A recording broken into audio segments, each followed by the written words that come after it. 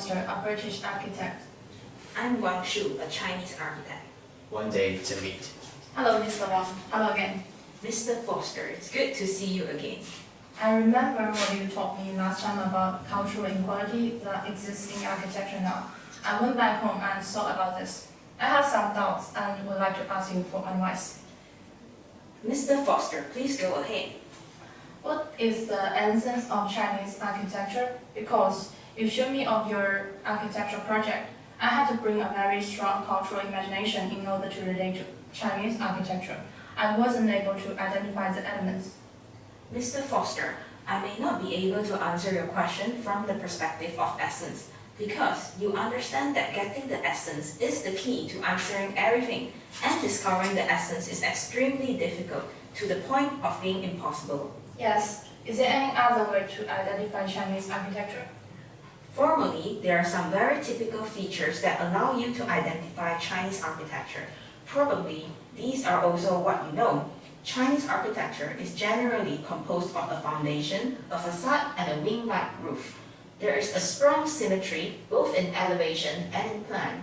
In the bird's eye view, you can also see the axiality like the French garden. Structurally, most of the Chinese buildings are wood framed. There is also a unique modular structural system made of wood that we call the arch. Roofs are the main expression of architectural form, just like the Sydney Opera House. Chinese architecture is also very bold in its use of color. Red, green, yellow, and black can often be seen. Mr. Wang, I think you should understand that I don't want to hear this. These are too superficial. It's like what a tour guide would say to a tourist. Of course, I understand. These are too superficial. I do have an angle for you to understand the possible, more essential characteristics of Chinese architecture. Then, what are you waiting for? Hurry up and talk about it. Let's start with a particular ruler. A ruler can be understood as a standard physical presence. The ruler is also an important measuring tool. I would like to hear from you about the history of your measurement. Do you know Nicolas Cusanus? He was a mid-world thinker, and the Cusanus theory placed particular attention on the concept of measurements, proposing that all knowledge is definable as measurements, like modern science, and that proportion was a medium of knowledge which contains within it the possibility of measurements. These words are our initial understanding of measurements. Later, including Leonardo da Vinci, Virtual Man, and Le Corbusier's modular measurement tape. This is our understanding of measurement in architectural space. Very rationally, measurement is about knowledge, but also about scale. There is a deep connection between human scale and the space of architecture. What about China? How do you understand measurement?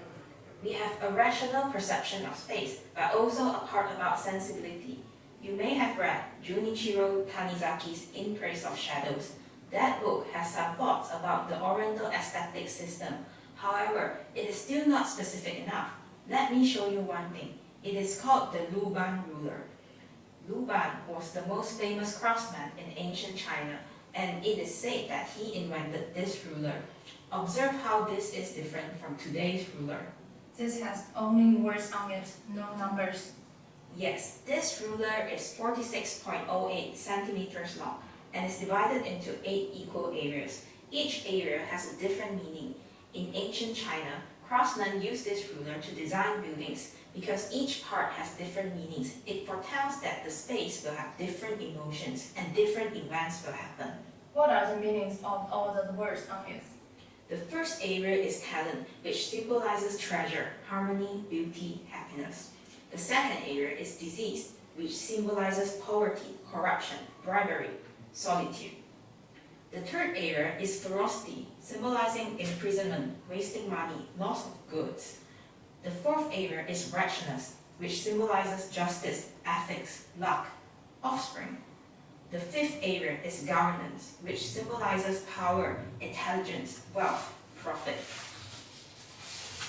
The sixth area is plunder, which symbolizes death, mourning, leaving home, loss of money. The seventh area is evil, which symbolizes disaster, death, disease, quarrel.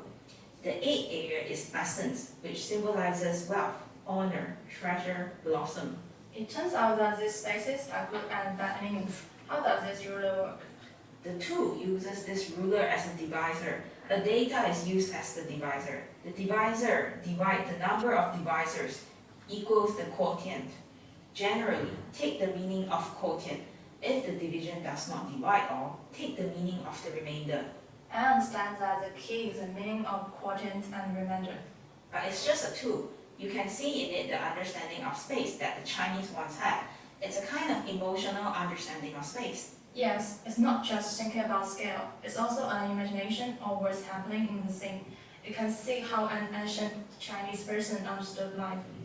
Mr. Foster, back to the beginning, I may not be able to answer what the essence of Chinese architecture is, but with this tool, this method, you may be able to understand how Chinese architecture is different from Western architecture. Architecture is a way of thinking. Chinese architecture and Western architecture are two different ways of thinking.